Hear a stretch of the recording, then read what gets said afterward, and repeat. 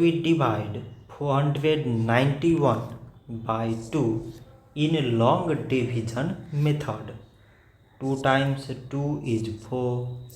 On subtracting it is 0. So we put down this 9 and 2 times 4 is 8. On subtracting it is on subtracting it is 1. Again we put down this 1 and it is 11. 2 times 5 is 10. On subtracting it is 1. So now this 1 is less than 2 and there is no other numbers to put it down. So we take here decimal so that we put 0.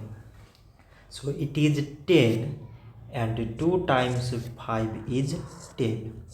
On subtracting it is 0. So 491 divided by 2 is 245.5. So this much for today and thanks for watching.